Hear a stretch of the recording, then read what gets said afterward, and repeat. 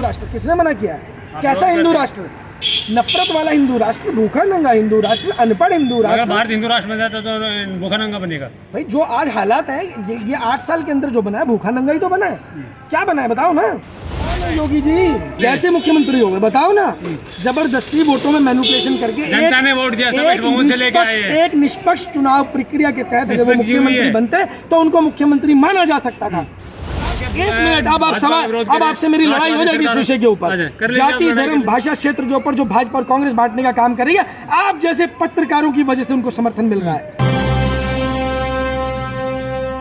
पूछिए ना कितने हिंदू बाहर आ गए हैं 8 साल में, कितने हिंदू खतरे से बाहर आ गए हैं भाई। ये आप पूछिए ना, आप सवाल पूछ रहे हैं जनता से आकर, आप सवाल पूछ रहे हैं। राम मंदिर अगर बन गया है तो राम मंदिर बन गया, बहुत अच्छी बात है, किसे समस्या है। लेकिन उसके बाहर करना क्या है?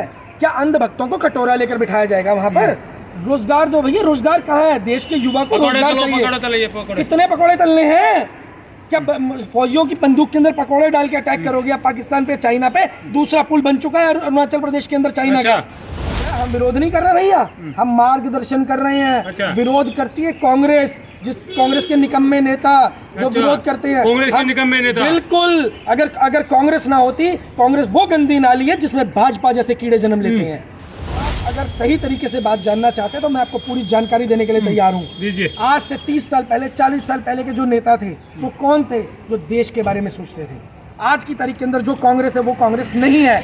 आज की तारीख के हर नेता जो साइकिल पे चलता था, उसके घर पे रेंज रोवर खड़ी है, BMW खड़ी है, मर्सिडीज खड़ी है, उसके बच्चे फॉरेन कंट्री में पढ़ रहे हैं, और देश की जनता के बच्चे जय श्री राम करेंगे, तलवार उठाएंगे, भाला उठाएंगे। अरे भाई, हमें जय श्री राम से नफरत। आप हिंदू है या नहीं है? जय श्री राम की जगह हमें सिया राम से प्यार है, सीता के राम से हमें प्यार है।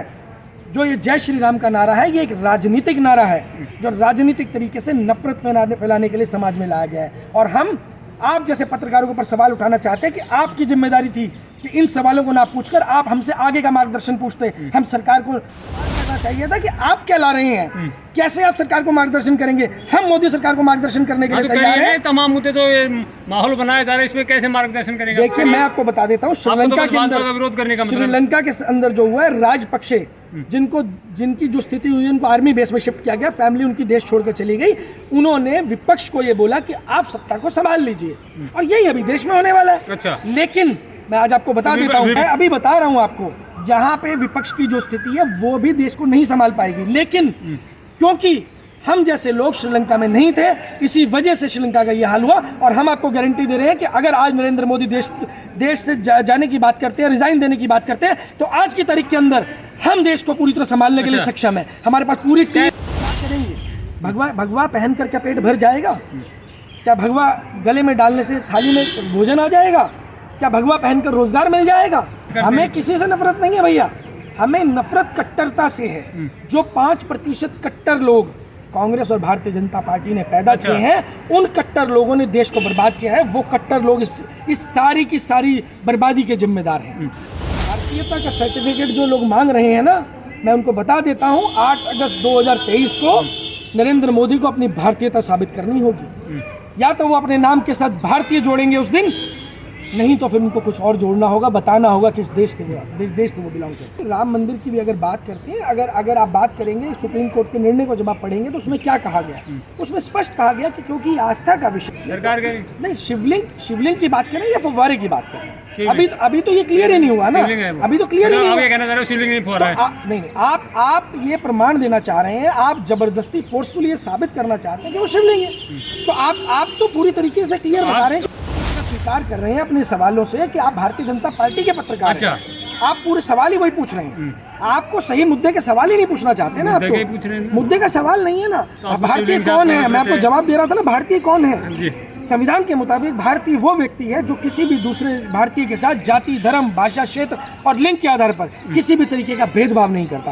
भारतीय जनता पार्टी की ये कौन भेदभाव कर रहा है? अभी हम भगवा से आपको हमने तो कोई भेदभाव नहीं किया।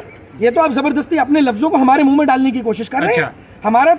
हमारा हर उस कट्टर व्यक्ति से नफरत है जो व्यक्ति देश तोड़ने के लिए काम कर रहा है। हम किसी भी कट्टर व्यक्ति को स्वीकार नहीं करेंगे। देश के 95% काम ही तो आप लोग कर रहे हैं ना। हम तो अखंड भारत की बात करें, आप देश को तोड़ने की बात करें। अखंड भारत कैसे होगा? सबको एक भाई साथ भाई भाई की लड़ाई हो जाए, आप साथ वाले भाई का सर फोड़ के आ जाओ, उसे बदनाम करना शुरू कर दो, तो क्या भाई भाई एक जुड़ जाएंगे, दो घर एक हो जाएंगे?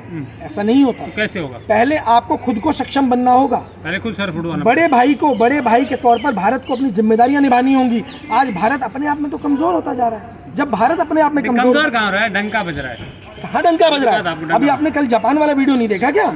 वह अंध भक्तों को पैसे देकर ले जाया गया वहां पर हर हर मोदी बोलने के लिए। अच्छा, जापान तक? हाँ, जापान तक।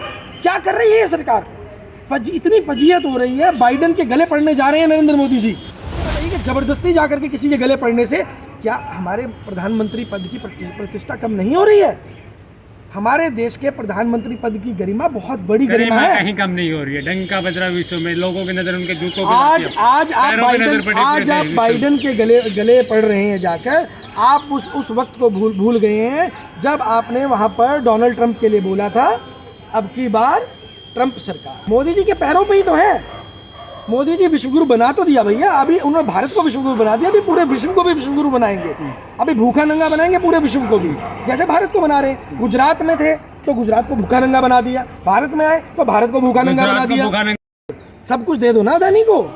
अभी 2024 में इसके हिसाब से, अगर जिस हिसाब से आप बात कर रहे हैं, तो भारत सरकार स्पॉन्सर्ड बाय गौतम अदानी होगी। अच्छा, आप क्या कह रहे हैं? सब कुछ तो अदानी के हाथ में दिया जा रहा है। अभी आप LIC की बात कर रहे हैं, 21 लाख करोड़ के वैल्यूएशन को 5 लाख करोड़ के वैल्यूएशन पे लाके खड़ा कर दिया। अभी आप देखते जाइए 2 लाख करोड़ का वैल्यूएशन होगा उसका। उसके बाद में क्या किया जाएगा? अदानी को दिया जाएगा। और हिंदू राष्ट्र किसने मना किया? कैसा हिंदू राष्ट्र? नफरत वाला हिंदू राष्ट्र, भूखा नंगा हिंदू राष्ट्र, अनपढ़ हिंदू राष्ट्र। भाई जो आज हालात है, ये 8 साल के अंदर जो बना है, भूखा नंगा ही तो बना है। क्या बना है बताओ ना?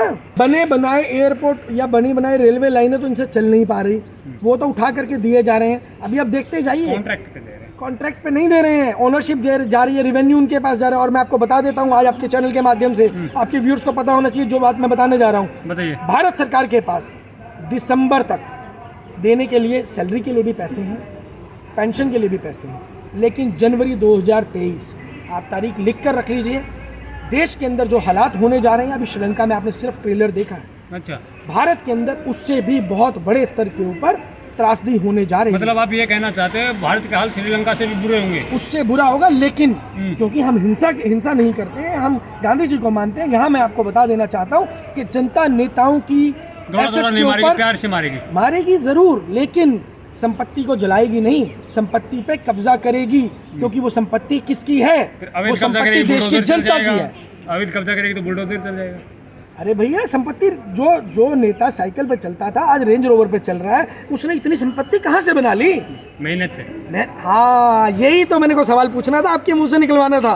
अब आपने सही सवाल बताया ना, मेहनत से। भाई वो मेहनत हमें भी बता दो, जनता को भी बता दो। वो जनता जिसकी थाली में, अगर वो मेहनत आपको बता देगी तो वो पीछे नहीं रह जाएंगे। जिसकी थाली में, जिस गरीब की थाली में 2 रोटी की आधी रोटी रह गई, आधी की भी आधी रह गई, जिसका पेट नहीं भर पा रहा, उस जनता को भी तो बता दो भाई कि कौन सी मेहनत तुम करते हो। वो जनता भी तो जानना चाहती है कि तुम कौन सी मेहनत करते हो नेता। जो बिजनेस प्लान है ना, वही बिजनेस प्लान अभी जनता लेकर आ रही है और नेताओं के घर में घुसेगी। और नेताओं की जितनी भी संपत्ति है ना, उसके ऊपर कब्जा उसका मालिक यानी देश की जनता का वो पैसा है, और देश की जनता उस पर कब्जा करने, अपना हक मांगने आ रही है। एक बात बताओ, गरीब का हक मारकर अपने लिए संपत्ति जोड़ना, संगठित करना उस संपत्ति। आप एक बात बताइए, आप भारतीय हैं या नहीं है? ये सवाल आपको जवाब देना होगा। पहचान बता रहे तो सबसे बड़ी पहचान क्या है हमारी? सबसे बड़ी पहचान हमारी भारतीय है। जो लोग भारत को और एक मिनट, अब आपसे मेरी लड़ाई हो जाएगी इस विषय के ऊपर। जाति, धर्म, भाषा, क्षेत्र के ऊपर जो भाजपा और कांग्रेस बांटने का काम कर रही है, आप जैसे पत्रकारों की वजह से उनको समर्थन मिल रहा है। आप जैसे पत्रकार हैं जिनकी वजह से आज की तारीख में भारतीय जनता पार्टी की ये घटिया मंसूबे कामयाब होती जा रही है। भारतीय जनता कौन है? योगी जी मुख्यमंत्री है। कौन से मुख्यमंत्री? कहाँ मुख्यमंत्री है? उप मुख्यमंत्री नहीं? कहाँ के? यूपी के। जबरदस्ती देश के सबसे बड़े ऐसे वोटों के ऊपर मैनिपुलेशन करके मुख्यमंत्री बनने वाले को मुख्यमंत्री नहीं कहते। योगी जी को आप मुख्यमंत्री नहीं मानते? कैसे मुख्यमंत्री हो गए बताओ ना? जबरदस्ती वोटों में मैनिपुलेशन करके जनता ने वोट दिया, एक निष्पक्ष चुनाव प्रक्रिया के तहत अगर वो मुख्यमंत्री बनते तो उनको मुख्यमंत्री माना जा सकता था। कौन जा रहा है भैया? थाईलैंड कौन जा रहा है? पूछो ना सवाल, कितनी बार थाईलैंड गए? अब वो तो आप पूछोगे नहीं, क्योंकि नेताओं से तो आप सवाल पूछोगे नहीं ना। मैं साफ साफ बात बताता हूँ, ये कांग्रेस और भारतीय जनता पार्टी मिलकर खेल रहे हैं। अगर राहुल गांधी थाईलैंड जाते हैं तो राहुल गांधी का मुद्दा उछाला जाता है, इधर योगी जी को थाईलैंड भेजा जाता है तो मुद्दा उछाला जाता है। लेकिन इसमें सवाल आपको समझना पड़ेगा कि इसमें जनता के मुद्दे मिसिंग हैं।